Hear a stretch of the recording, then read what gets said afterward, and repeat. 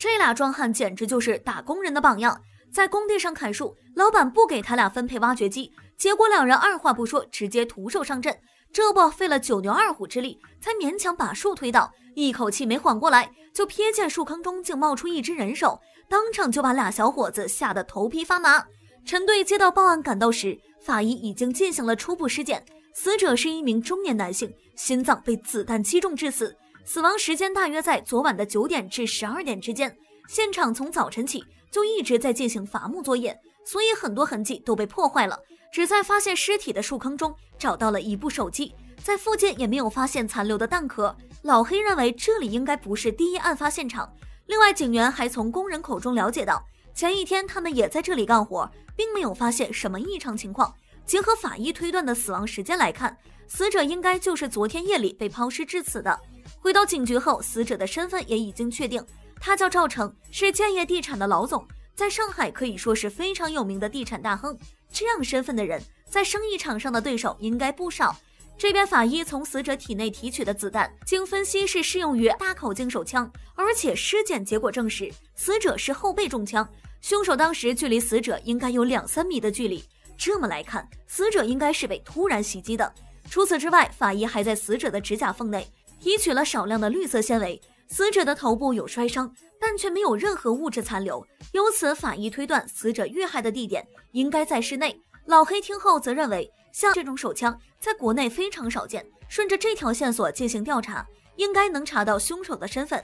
除此之外，这把枪的后坐力比较大，对持枪人的臂力有一定要求，而凶手用这把枪能一枪毙命，不排除是职业杀手的可能。从赵成的身份来推断，很可能是生意场上的对手买凶杀人，毕竟商场如战场。陈队当即决定先从赵成的公司入手调查，很快老吴就带人赶到建业地产，从赵成的秘书口中得知，他昨天晚上和公司的法律顾问宋楠出去了，至于去了哪里他也不清楚。老吴立马提出想要见见宋楠，不料却被秘书告知，这个宋楠有自己的律师事务所，一般不会经常待在公司。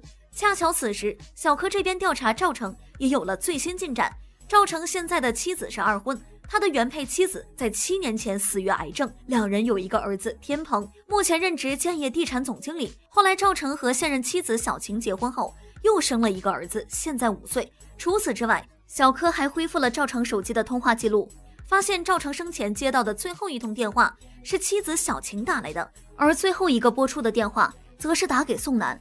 结合刚才老吴从赵成秘书口中了解到的信息，这个宋楠极有可能是赵成生前见的最后一个人。随后老黑便来到宋楠的律师事务所，刚进门就被前台告知宋楠今天不在事务所。本来上午律所是有个会议的，只是早上的时候宋楠临时发短信将会议取消了。这一番走访可谓是一无所获。老吴这边离开建业地产后，出门就遇见了赵成的儿子天鹏，但他看到警方后态度十分张扬，不等警方开口询问，就称自己没有时间，还让警方和他律师约时间。老吴无奈脱口而出：“你父亲遇害了。”一听这，天鹏很是震惊，一点也没了刚才的嚣张模样，随即通知了小晴一同到警局认尸。小晴看着赵成的尸体，早已哭成了个泪人，天鹏则小心翼翼地给父亲盖上白布，整个人伏在床边看着父亲，眼泪不经意间顺着脸庞流下。俗话说，男儿有泪不轻弹，只是未到伤心处。离开了认尸间，天鹏就急匆匆地想要离开，面对老吴的询问，态度十分恶劣，根本不愿意配合调查，最后怒气冲冲地离开了警局。审讯室内，小晴告诉警方，为了避免天鹏心里不舒服，自从结婚后，他从不过问公司的事情。至于赵成在生意场上有没有对手，他也不是很清楚。案发当晚，她一直在家，给丈夫打电话始终没人接。她当时就担心会不会是出事儿了，没想到竟会是这样的结果。说完之后就哭得上气不接下气。小柯这边调查宋楠发现，他有一个交往比较密切的女性朋友萱萱，至于两人究竟是不是情侣关系，目前还不能确定。经调查，这个萱萱在上海的一家外企工作。小柯给这个公司打电话后得知，萱萱今天莫名其妙没去上班，看来这个萱萱也有问题。老吴急忙根据小柯查到的地址赶到萱萱的住处，刚进门就发现屋里乱作一团，很明显是有人翻找过什么东西，看来就算有什么关键物品，估计也被拿走了。老吴在客厅勘察时，突然注意到对面的飘窗上似乎有一架望远镜，而他所对准的方向正对着轩轩家的客厅，难不成是有人在监视轩轩吗？随即老吴两人立马来到物业监控室，从监控画面中可以看出，轩轩前脚跟一个男人离开，后脚宋楠就来了，可见轩轩家里应该就是宋楠翻的。之后警方对小区的监控进行追踪，发现带走轩轩的人叫小康，他就住在轩轩家对面。两人又急忙来到小康家，走到门口发现房门居然没锁，喊了半天也没动静。两人小心翼翼地进门查看，警员在卧室的床上发现一套专业的摄影设备，而窗台上的望远镜旁还有一箱各种型号的望远镜。此时老吴在书房内发现一面照片墙，照片的主人就是轩轩。从这些照片拍摄的角度来看，应该全部都是偷拍的。看来小康一直都在跟踪轩轩，也不知道他究竟有什么目的。轩轩现在的安全也就成为了警方最担心的事儿。为了尽快找到案件突破，老吴将轩轩家的小区监控以及小康的相机全部带回警局。林姐看到监控后分析，宋楠在轩轩家翻找的很可能就是他手上的黑箱子。这箱子一看就不是女孩用的东西，反倒像是装现金用的密码箱。这边小童查看小康相机中的照片，也有了新的发现。有一张案发当晚的照片，拍到轩轩、宋楠和赵成的背影。警方立马察觉，照片上的地点很有可能就是赵成被枪杀的地方。当务之急就是尽快确定照片上的地方是哪儿，以及这个小康究竟是谁。老黑这边也没闲着，再次到事务所找到宋楠，并将他请回警局。据宋楠交代，他是一名处理地产纠纷的专业律师，和他合作的公司也有很多，而警方询问的赵成就是他目前最大的客户，但两人也只是工作关系而已，并没有特别多的私交。他最后一次见到赵成还是在前天，他们一起开会商讨几个合作案。至于昨天他在自己的律所里办公，哪里都没去，这明显就是在说谎。小康的相机里清清楚楚地拍下了他和赵成、轩轩一同出现的照片。玲姐也不计较，便继续询问他和轩轩的关系。宋楠却称轩轩只是他普通的女性朋友而已，至于轩轩的行踪他也不知道。这宋楠不愧是个律师，一番询问下来，什么有价值的信息都没问出来。即便警方认为他有重大作案嫌疑，可没有证据也不能将他强行拘留啊，只能让他离开警局，并安排警员进行跟踪。正当警方一筹莫展之时，小柯根据照片背景上的装饰，确定赵成当晚去的地方是伊人皇家会所。陈队立马带人赶到会所，前台服务员看到了赵成的照片后，一眼就认出他昨晚曾来过，去的是宋楠订的包间。随即警方立刻来到包间勘查，陈队一进屋就立马发现了问题，包间内的所有物品都被重新摆放过，桌子边的地面上还有血迹，在一旁的墙面上，警方还发现了子弹残留，初步勘查与赵成身上的完全相同，由此基本可以确定这里就是第一案发现场。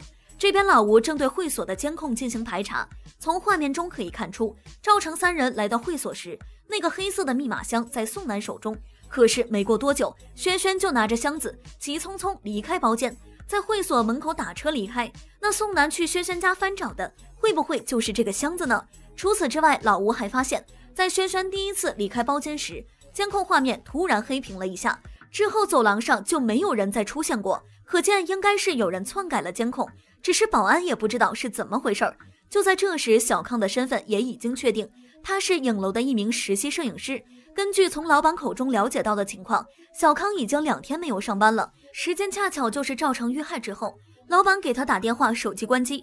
另外，老板还告诉警方，小康这个人刚来没多久，看起来十分内向，不爱说话，但实际上非常的一根筋，与同事之间的相处也不是很好，客户想要的效果他永远做不出来，因此他不来上班，自己反而更轻松一点。警局内，小柯通过对历年枪击案的调查，果然有了重大发现。10年前，有一个批发市场的负责人彪哥，在自己家门口被追杀，他情急之下用身上的枪反击，打伤了歹徒，而当时打伤歹徒的子弹与杀害赵成的子弹完全相符，两人当时都被立案调查了。不过有一点很奇怪，彪哥在接受审讯时坚称自己当时打伤的是2名歹徒，可由于没有证据证实，最终也就不了了之。半年前，彪哥突发脑溢血死了。至于那名歹徒冯天琪，当初被判了10年，前不久刚刚刑满释放，这还真是巧了。冯天琪入狱10年，这把枪是一点消息都没有，而他刚刚出狱就有人死在这把枪下，这让警方不得不对他产生怀疑。意识到这一点，老吴急忙来到他服刑的监狱了解情况。提到冯天琪，狱警还真有印象，在监狱的时候，他是出了名的脾气暴躁，只要有人招惹了他，哪怕是鸡毛蒜皮的小事儿，他都会不依不饶。另外查看他服刑期间的探视记录，发现在这10年间，居然没有一个人来看过他，偏偏在他出狱前的半年，有人给他寄了个快递，入狱10年都没有探视记录，偏偏在快出狱的时候收了个快递，这也太奇怪了。警员对快递进行追踪，可由于时间太长，什么信息都没有查到。正当警方一筹莫展时，轩轩的手机突然开机了，定位显示他正在顺通旅馆附近，而他在开机的第一时间竟与宋楠有过短暂的通话。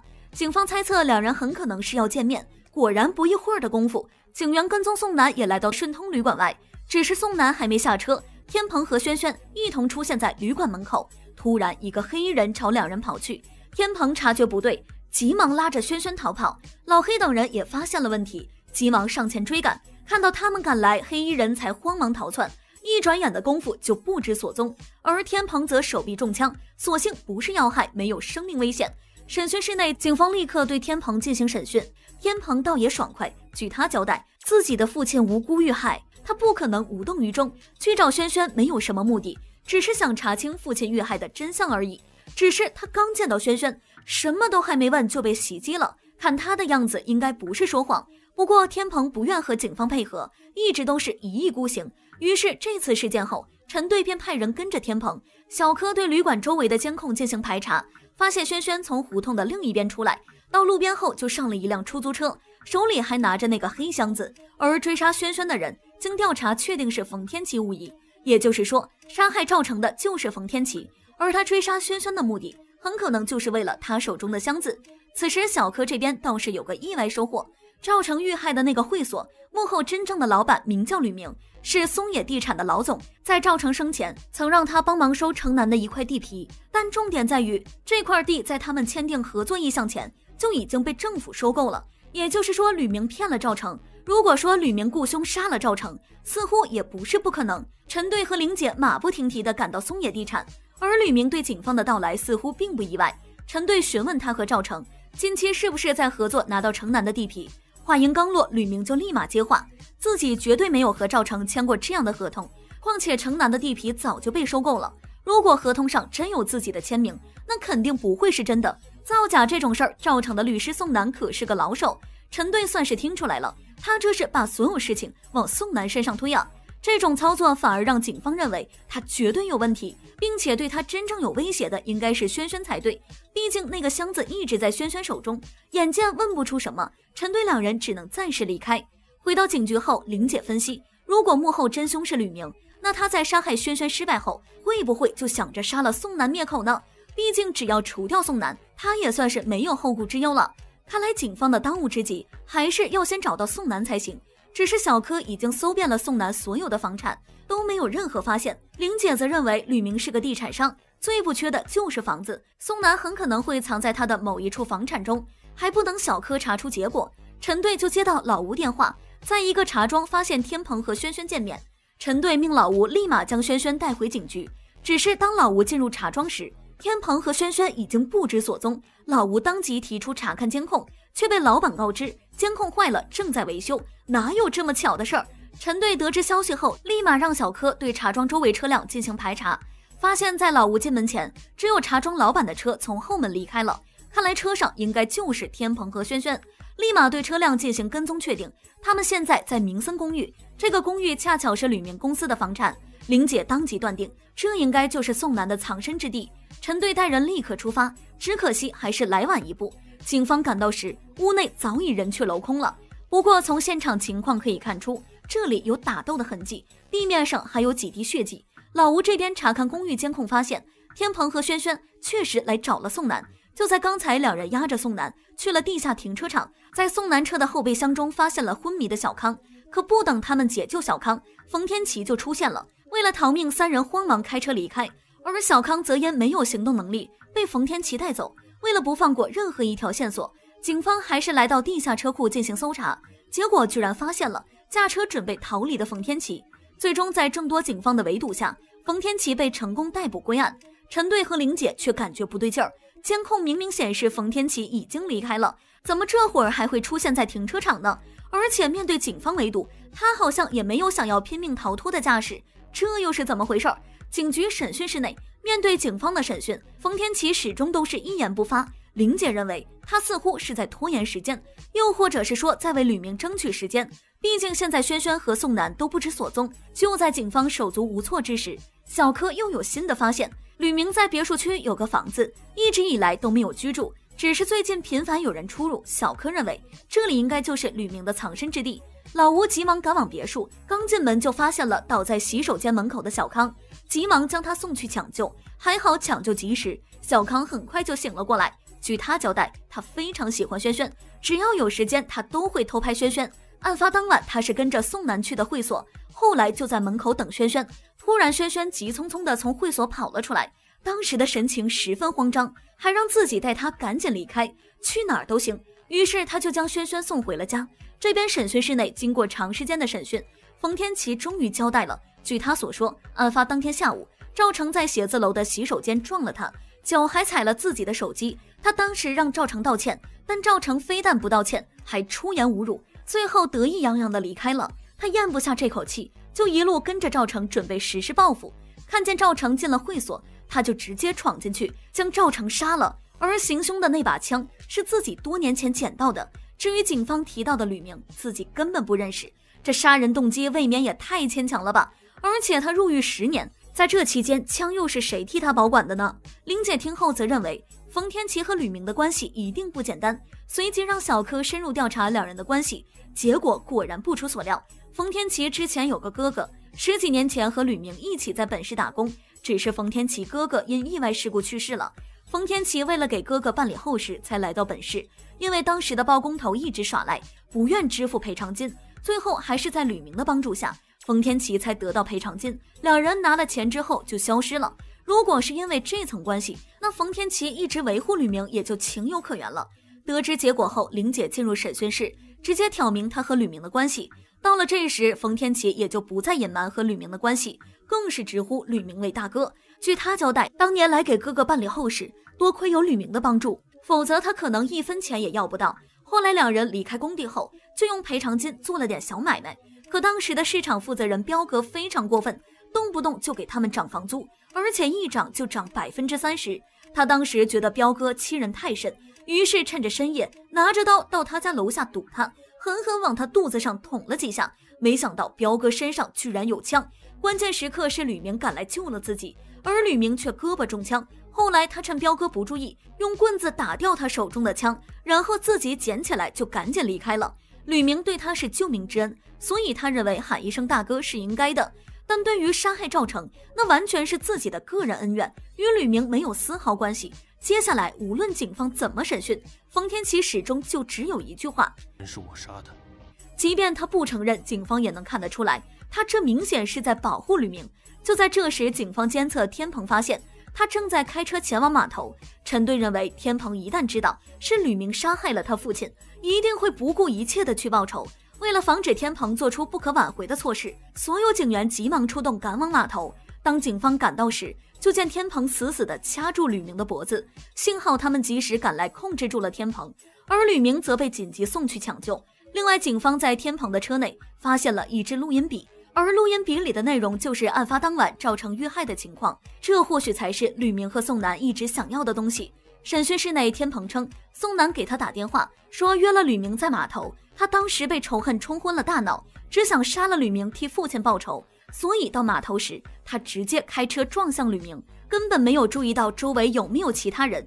不过他却知道宋楠曾经藏身的一个旅馆，不知道轩轩和他会不会在那儿。得知地点后，警员立刻出发，赶到时只见房门虚掩，屋内早就没人了。陈队对整栋楼进行搜查，最后在楼顶天台发现了挟持着轩轩的宋楠。警方一时间也不敢轻举妄动。小康不知从哪儿听到消息，居然跟了过来，直接冲到宋楠面前，要求用自己换轩轩。宋楠自然不同意，刚想踢开小康，不料却被小康死死抱住，争执间两人双双坠楼，当场死亡。小康的去世着实让人深感惋惜。医院里，轩轩明确表示自己在案发当晚亲眼看到吕明和冯天琪搬运赵成的尸体，而这边吕明也醒了，据他交代，自己和赵成本来就是竞争对手，前段时间他们竞拍一块地皮，最终是赵成拍到了。看着赵成那洋洋得意的劲儿，他当时就感觉心里不舒服，但生意场上有高光就会有低谷，他也就没再当回事儿。只是后来和冯天琪提了一嘴，冯天琪当时就炸了，认为赵成是在侮辱他们，想要给赵成一点教训。被冯天琪这样一说，他也认为有道理。起初他也只是想绑架赵成，却没想到他识破了自己设的局，冯天琪情急之下才开的枪，事情自此就越来越不受控制，最终造就今天的局面。吕明从一个搬砖人成长为今天的建筑公司老总，有多少不易和心酸，恐怕只有他自己知道，但他却因一时冲动毁掉了自己原本美好的人生。胡萍萍是小学的一名出纳，却趁职务之便，2年的时间竟挪用公款34万，如今被捕入狱。在警方的审讯过程中，他对挪用公款的罪行供认不讳，嘴里还默默念叨，判自己5年应该差不多了吧。听到他如今还执迷不悟，检察官周秀云很是失望。很快一审开庭，胡萍萍直接被判了死刑。听到审判结果的胡萍萍吓得不轻，同样难以接受的还有胡萍萍的姐姐和年迈的老母亲。任谁也不会想到，年仅24岁的胡萍萍会做出这样的糊涂事儿。检察官周秀云也很疑惑，于是来到学校走访。据校领导所说，学校大概有2000名学生，每人每月交60元餐费加20元班费，这样算下来每月16万，去掉假期，1年就是140万左右。胡萍萍1年就挪用了10几万，在当时来说绝对是一笔巨款，所以被判处死刑也不为过。从校领导口中还了解到，学校里的赵老师一直在追求胡萍萍，但胡萍萍眼界高，根本看不上赵老师，并且赵老师为人老实，也绝不可能与胡萍萍同流合污。周秀云从学校这边也没有得到任何有价值的线索。自宣判之日起，胡萍萍有10天的上诉期，检察官好言相劝，只要他有不得已的理由，在2审时可能就会还有生机，或者有其他事项检举，也是有利于2审判决的。可显而易见，胡萍萍根本没有上诉的打算，但另一边却有人为了他能活着忙前忙后。赵老师大清早就找到周秀云，直言胡萍萍不应该被判死刑，因为还有人没有到案，而这个人就是胡萍萍的男友唐洪波。据他所说，胡萍萍自从与唐洪波恋爱后就开始自甘堕落，如今胡萍萍被抓，他却消失得无影无踪。赵老师认为胡萍萍贪污公款绝对与唐洪波有关。与此同时，狱中的胡萍萍突然肚子痛得死去活来，裤子上还流出了大量鲜血，立即被紧急送往医院抢救。经抢救，胡萍萍暂时脱离了危险，但令人意外的是，年轻的她竟然患上了严重的脏病。为了胡萍萍的健康，医院并没有告知她真实病情。处理完胡萍萍的事儿，周秀云想到了刚刚赵老师提供的线索，决定去拜访一下胡妈妈，希望从她口中询问出胡萍萍男友唐洪波的情况。但令人意外的是，周秀云刚一提起这个叫唐洪波的，胡萍萍母亲就显得格外紧张，还不停向门外跑去，似乎在惧怕什么。眼见也问不出什么，周秀云只能暂时离开，打算还从胡萍萍入手。这边检察院的人刚离开，赵老师就找上门来。其实他也是来打听唐洪波的，他还劝胡妈妈检举唐洪波，只要查清案子真相，将贪污的钱还上，那胡萍萍就还有救，至少他能活着。说着还拿出2万块钱，为偿还债务出一份力。看着全心全意为胡萍萍考虑的赵老师，胡妈妈被深深感动。可是要让他检举唐洪波，他似乎又有所顾虑的迟疑了。这边监狱里的胡萍萍深夜突然被噩梦惊醒，强烈的求生欲充斥着他的大脑，他恐惧死亡，他要上诉。周秀云以为胡萍萍终于醒悟，可一番审问下来，胡萍萍还是将错揽在自己身上。申请上诉是认为自己罪不至死，与其他任何人都无关，更是闭口不提唐洪波这个人。这次审讯同样没有突破，但胡萍萍的态度使周秀云对这个唐洪波产生怀疑。正当不知从何调查时，胡妈妈突然来到检察院。据她所说，唐洪波确实是女儿的男朋友，家里经济条件也很不错。自从2年前2人确定关系后，女儿胡萍萍仿佛变了一个人，不但经常夜不归宿，就连花钱也大手大脚起来。不仅如此，就对胡妈妈也疏远了很多。来之前，胡妈妈特意看了女儿的柜子，里面只有几件新衣服和鞋子，根本花不了这么多钱。胡妈妈认为钱肯定都给了唐洪波，但这一切终究只是胡妈妈的直觉，并没有实质性的证据。说到这儿，周秀云想到昨天胡妈妈的异常举动，就主动再次询问，可胡妈妈却好似有什么难言之隐。周秀云为了尽快查清真相，将胡萍萍的病情告诉了她。得知女儿病情的胡妈妈痛哭不已，周秀云趁机在一旁劝导，就这样让她白白溜掉，再去害别人家的女孩子。眼见女儿落得如此结局，胡妈妈也不再隐瞒。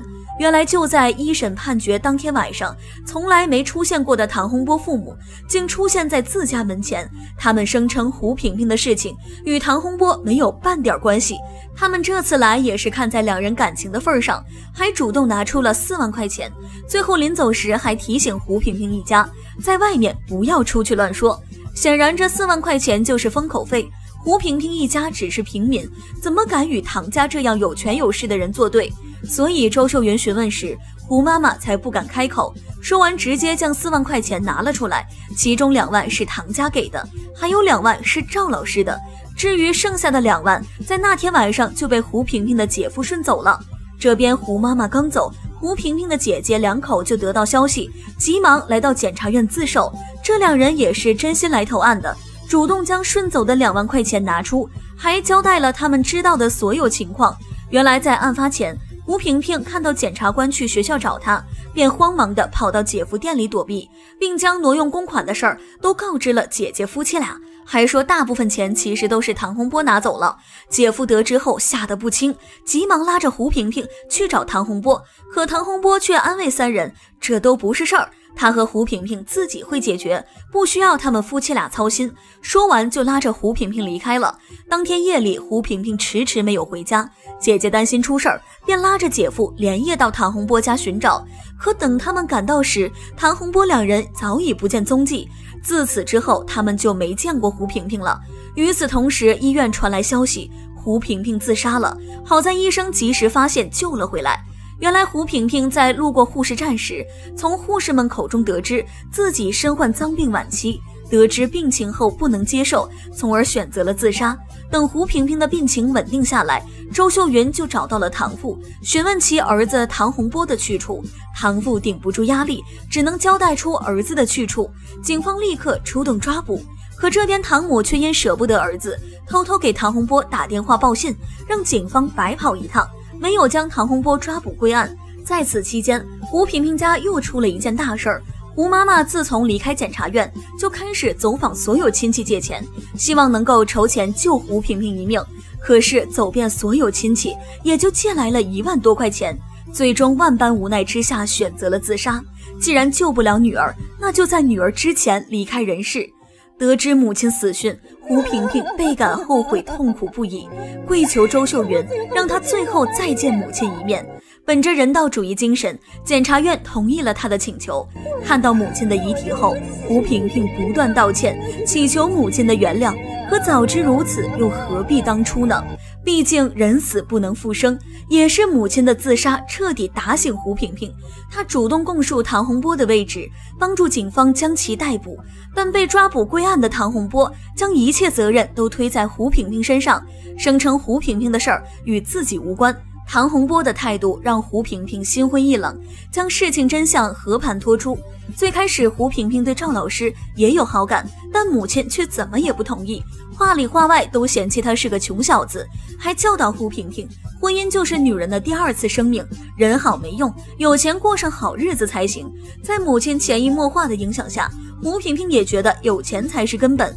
后来一天夜里，胡萍萍在大街上被流氓纠缠，唐洪波突然出现，英雄救美，还主动邀请胡萍萍去玩，一来二去，2人就熟悉起来。胡萍萍得知唐洪波在国际公司工作，1年能挣20-30万，加上唐洪波为人风趣幽默，便对其产生了好感。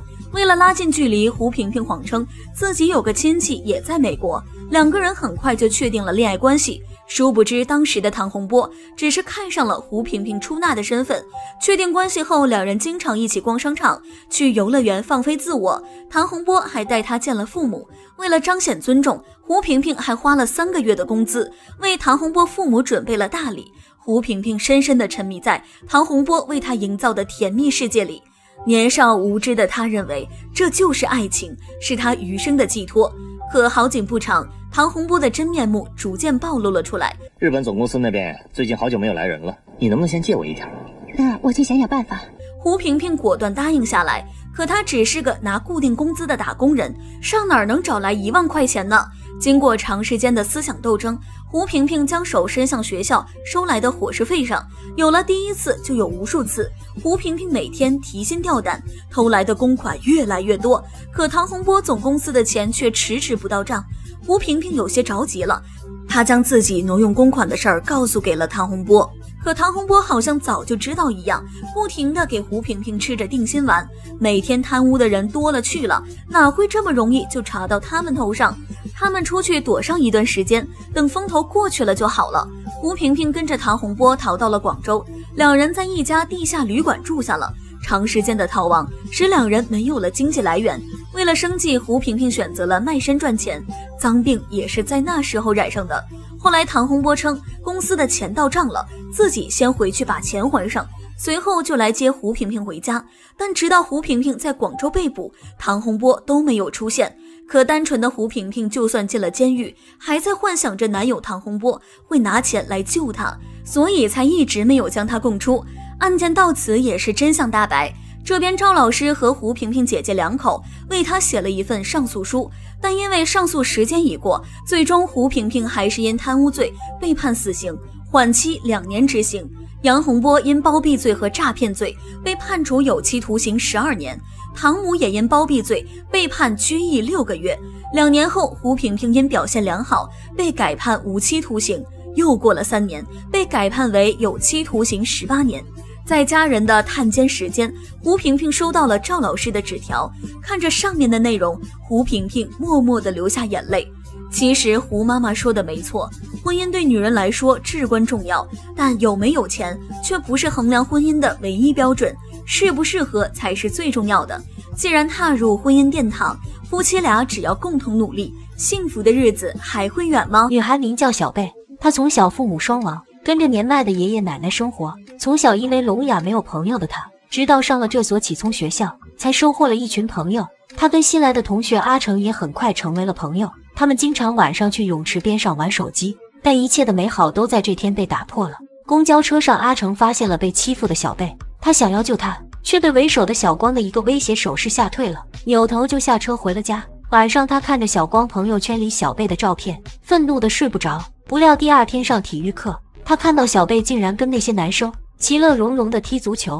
阿成对此非常不解，王老师邀请他跟大家一起玩，他生气的扭头就走。而这一幕被小光看到了，当天晚上阿成就遭到了报复，他被3个男生从床上直接拖到宿舍外面，准备将他打一顿。就在一群人准备对小光动手时，走廊的警报器响了起来，这群男生吓得立刻四散而逃。得救的阿成站起来，看到了楼下的小贝，原来是小贝救了他。他们一起来到了泳池边上，阿成问小贝，为什么那些人在公交车上那么欺负他，他却还跟他们一起踢球。小贝说他们只是在玩而已。阿成让小贝把他们欺负他的事告诉老师，但小贝称这些事情告诉老师没用，而且如果把事情说出去，就会被他们排挤。他不想在学校没朋友。阿成问他，要是下次再发生这样的事情怎么办？小贝眼含泪花，无奈的苦笑，说只要忍过去就好了。那天晚上，阿成想着小贝悲哀的眼神，又失眠了。第2天一早，阿成来到公交车前，看到小贝又坐到了最后一排，他迟疑着不敢上车。突然他瞥到了小光嘲讽的眼神，就知道小贝今天又要遭殃。他鼓起勇气冲上车，把小贝拽了下来，说要带他去找老师。但小贝害怕被小光他们针对，两人争执了好久，最终他拗不过阿成，两人冒雨找到了学校的王老师。但小贝仍然不愿把事情说出来。在王老师的不断开导下，小贝终于把他被欺负的事情说了出来。他从1年前就开始被欺负了，他们一开始装作跟他玩闹，但后来就开始动手动脚，弄得他很痛。他把事情告诉了班主任，班主任却毫不在意。小贝的希望瞬间破灭。此后就再也没跟老师说过这件事情。得知真相的王老师气愤地找到校长理论，校长却说为了小贝的名声着想，应该谨慎处理，却绝口不提怎样处罚那些坏学生。王老师这才明白，学校之前肯定也发生过类似的事情，但为了学校的名声，被校长压了下来。他气愤地称他会把事情查清楚，然后转身离开了。接下来，王老师和李老师两人开始挨个调查学校里的同学，问他们是否受过欺负。最后发现，无论男女，几乎都曾被欺负过，发生过的侵害事件竟然高达127件。这个触目惊心的数字让王老师愤怒至极，因为大部分学生都说曾经告诉过老师，但老师不相信他们的话，还让他们不要出去乱说。而且几乎所有的学生都说是学长小光带人欺负他们的。王老师找来小光问话，小光却说他从来没动过手，而是他觉得看别人被欺负很好玩。学校让小光叫了家长，但他并没有受到处罚，反而让他知道了是阿成把事情报告给了老师。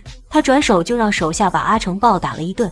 而小贝的爷爷知道他被欺负后，就不让他再上学了。但小贝找到王老师，说他还是想回学校上课，因为他所有的朋友都在这里，如果离开学校，他就会被关在家里，而且他害怕在外面待着，因为他们会看不起他。为了让小贝能够重新上学，王老师跟小贝爷爷保证每天亲自接送小贝上下学，但爷爷还是不愿让小贝冒险。阿成为了让小贝爷爷放心，跟在他身边软磨硬泡了好几天，劝了爷爷很久，说自己会和王老师一起保护小贝，爷爷才终于同意。阿成做的这些都被小光看在了眼里，觉得他太碍眼了。这天阿成刚把小贝送上王老师的车，他就被小光派人抓进了体育室，威胁他如果把宝弟打一顿，他们以后就可以不再欺负小贝。为了小贝以后的安全，阿成忍着屈辱答应了他们的要求，却没注意到旁边的人拿着相机拍下了全过程。结束后，阿成失魂落魄地走出了教室，出去后他就吐了，但他这么大的牺牲也没能保护得了小贝。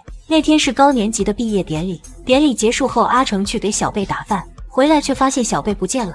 他一路寻找到公共厕所，才发现小贝衣衫凌乱地坐在地上，虚弱地无声哭泣着。阿成把小贝带到王老师办公室后，王老师和阿成看着被折磨得异常虚弱的小贝非常心痛，但小贝却还是微笑着安慰他们，说他一点事也没有，下次他一定会更小心，还让他们不要把事情告诉别人，因为他不想王老师和阿成被爷爷骂。王老师看着被欺负成这样还要息事宁人的小贝，既心疼又无奈地走了出去，坐在外面的台阶上使劲压抑自己的悲伤。留在教室的小贝还在安慰阿成，说只要再忍1年，等小光毕业之后就好了。阿成的愤怒无处发泄，于是他跑去找到小光，将他暴打了一顿。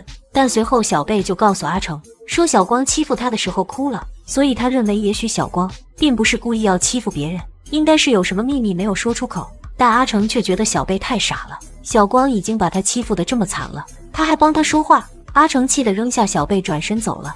这天正在研究罪魁祸首小光资料的王老师突然接到了小贝爷爷的电话，称小贝出事了。王老师立即通知阿成一起去找小贝。王老师说小贝爷爷把他送去市场里的小诊所了，于是王老师在市场里逢人便问私人诊所的位置。着急万分的阿成却等不及了，独自跑往另一条街去寻找。不料他刚跑到路口，就被疾驰而过的摩托车撞倒在地。闻声而来的王老师迅速将他送到附近诊所，幸好他只是些皮外伤。醒来后的阿成第一时间就询问小贝的情况，王老师告诉他，小贝身体不舒服晕倒后被送到诊所，竟然查出已经怀孕4周，但孩子已经流掉了，小贝的身体也受到了很大伤害，必须住院休养一段时间。听到这里的阿成已经气得头顶冒烟了，于是第二天他就跑到小光的宿舍，把小光的东西全都砸得稀巴烂。围观的同学看着他那不要命的架势，没有人敢上前阻拦。随后他又拿着一把锤子，杀气腾腾地冲进小光的病房，但他却看到鼻青脸肿的小光，哭着把自己的手腕又割开了。阿成最终无奈地放过了小光。回到学校的阿成被2个小光的同伴拦住，告诉他其实小光也很可怜，随后便给他看了一个手机视频。视频里小光被学校里的温老师频繁地拉进美术室欺负，4年的时间里，他由一开始的委屈愤怒，最终进化成了一个恶魔。阿成考虑再三，还是决定把小光被欺负的视频给王老师看。王老师看到视频后非常震惊，他这才知道小光变成如今这样的原因。于是王老师又找到校长，质问他是否知道小光被温老师欺负的事。校长的表情让王老师明白，他早知道这件事，但他却没做任何补救措施，只是把罪魁祸首翁老师赶走。小光出事到现在已经2年多了，但时至今日校长从来没有关心过他，所以导致他心理逐渐扭曲，以至于带头霸凌和欺负同学。如果当初小光刚出事，校长就妥善解决了问题，那么后面这100多起侵害案件就不会发生。归根结底，就是因为有这样不作为的校长，才导致学校从上到下都充满了罪孽。最后王老师又到医院找到了小光，他想好好关心一下这个孩子。说起翁老师的事情时，小光变得异常激动。他说因为之前翁老师伤害他的事情，他很痛苦，却没有人帮助他，所以他就让同伴去欺负别人，想让别人体会跟他一样的痛苦。本来他已经渐渐忘记被翁老师伤害的事情了，但高年级毕业典礼那天，校长把已经退休的老师全请了回来，小光又看到了翁老师，所以那天他非常生气，就不顾一切地欺负了小贝。但做完之后，他又很讨厌这样的自己，觉得自己这样的烂人不配活在这世上，所以就割腕自杀了。但没想到2次都没死。听到这里的王老师心都要碎了，已经出离愤怒的他，最后将学生被老师欺负这件事曝光给了媒体。媒体大肆的报道，让全社会都关注到了这个特殊的学校。在王老师和阿成的努力下，最后校长和所有玩忽职守的老师，以及罪魁祸首翁老师都被告上法庭，等待他们的将是法律的严厉惩罚。而小光以及其他犯罪情节严重的学生也被处以相应的刑事责罚。之后学校加强了学生的性教育，并对遭受侵害过的学生进行心理疏导和补偿。此后沉重的阴霾过去，这所特殊学校终于恢复了正常。故事讲完了，小编要说，在学校遭受霸凌一定要及时告诉家长，家长也要随时关注孩子的心理状态，否则有可能会赔上孩子的一生。这个年轻小伙带着怀孕8个月的妻子去城里赶集，顺便到医院做产检。女人坐在丈夫自行车后座上，温柔地抚摸着高高鼓起的孕肚，满脸都是幸福的笑容。两人一起畅想着以后的美好生活，期待着肚子里孩子的降生。可就在这时，迎面一辆汽车飞速驶来，两人躲避不及，竟直接被撞飞。警方接到报警赶来时，肇事车辆早已不见踪迹，女人还有微弱的呼吸，被紧急送往医院抢救，而男人则因伤势过重当场死亡。从现场掉落的证件得知，死者名叫李志国，受伤的孕妇是他的妻子月儿。两人刚刚从医院检查出来，如今月儿生死未卜。王队担心这一起车祸很可能会葬送3条人命。这边警方测量现场轴距，发现肇事车辆应该是中大型汽车。另外从刹车痕迹来看，肇事者的车速应该非常快，看见这对小夫妻时根本来不及刹车，就狠狠地撞了上去。不过有一点很奇怪，医院5点20接到报警电话时，是从现场6公里外的公用电话亭打出来的。报案人是个女人，拨通电话后只说了一句：凯平路发生车祸，有1男1女受伤。说完就直接挂断了电话。这个女人没有拨打警局电话，而是只拨打了急救电话。她会不会就是肇事者呢？王队随即让警员到医院将报警电话的录音拿回来。随后王队在勘察受害者自行车时，意外在车把上发现了一块很小的漆片，看样子像是肇事车辆上的。进行化验后应该会有新的发现。勘察完现场后，王队火速赶往医院。月儿刚好从手术室中出来，从医生口中了解到月儿的头部遭受剧烈撞击，虽然现在已经做了开颅手术并取出了血块，但她醒来的几率依旧很小，基本断定为脑死亡。不过值得庆幸的是，她肚子里的孩子保住了，只要保证给母体供养，孩子就可以顺利降生。离开医院后，王队又带人马不停蹄地赶到李志国家。刚进屋就看见他年迈的老母亲哭晕在床上。据街道办主任所说，李母自从得知儿子的死讯后，就一直痛哭不止，直至哭晕过去。这老太太也不容易，中年丧夫，如今年近70，又同时失去了儿子和儿媳，这让老人家怎么能接受得住呢？警员们听得都不禁眼泪汪汪。就在此时，李母醒了过来，睁眼的第一时间就念叨儿子。街道办主任不停地安慰，可李母沉浸在失去儿子的痛苦中，久久不能自拔。王队见状出言安慰，警方一定会尽快抓到肇事者，给老李家一个交代。而李母看见王队，就好像看见了救命稻草一般，从床上拼命探着身子凑近王队，让王队替他伸冤，一定要还儿子一个公道。王队再三向李母保证，一定会尽快将肇事者逮捕归案，也会尽力抢救月儿，保住他家仅剩的唯一血脉。听到王队的保证，李母的情绪才稍稍平复了些。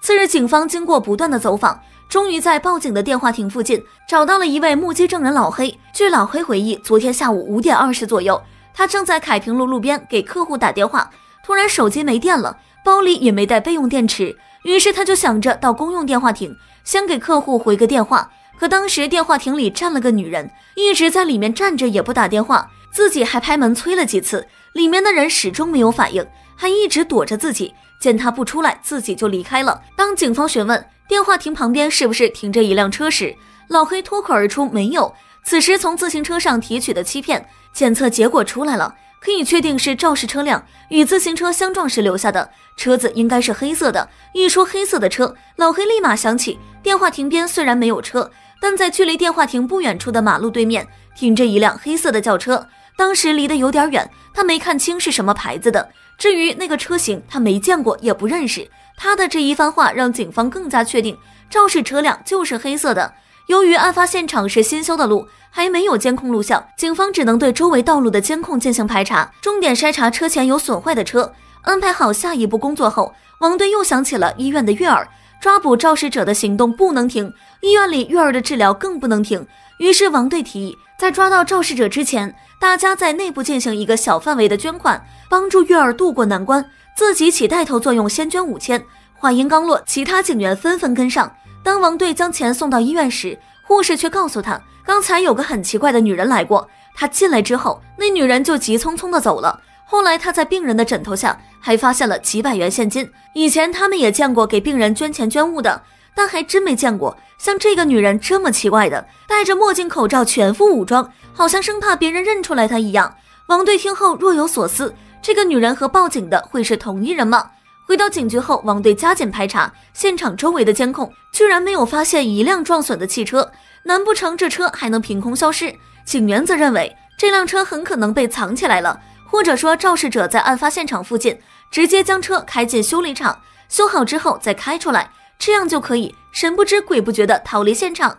于是所有警员立即出动，对案发现场所有的汽车修理厂进行走访，一连走访几家都没有任何线索。走访到最后一家志强汽修厂时，老板光头一听警方是为调查交通事故而来，立马脱口而出自己就是个本分的生意人，什么情况都不知道。这反常的态度反而引起警方的怀疑。王队再次询问光头12号下午5点之后有没有维修过一辆黑色的事故车，光头漫不经心地回答没有啊。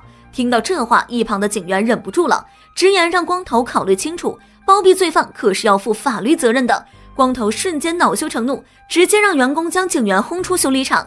眼看得不到有用的信息，几人只能先行离开。只是刚出修理厂大门，一个修车工小胖偷偷追了出来。刚才他听到了警方打听的事儿，有点情况想反映。12号那天，老板光头特别奇怪，活还没干完，就让他们都提前下班了。之后大伙就约着一块儿去外面喝酒，一直喝到2半夜才回去。天还没亮，他起来上厕所时，看到一辆黑色卡宴开出修车厂，他当时还纳闷呢，厂子里啥时候接了这台车？现在想想，很可能是警方在找的肇事车。王队听后立马想到自己的小舅子彭宇昨天就开回家一辆卡宴，于是急忙赶往老丈人家，从老丈人嘴里打听到那台卡宴车是彭宇公司的。由于次日要去机场接客户，他才趁下班先把车开了回来。另外老丈人还向王队抱怨，彭宇12号那天也不知道干啥去了，一直到后半夜才回来。王队内心顿感不安，急忙返回志强汽修厂，正巧遇到光头准备出门。王队再次询问他12号晚上是不是有台卡宴从他这儿离开。光头想都没想就承认了，那是朋友彭宇的车，借他开。后来两人在厂里喝酒聊天，天快亮的时候彭宇才走。警员忍不住问他，刚才不还说没见过黑色的车吗？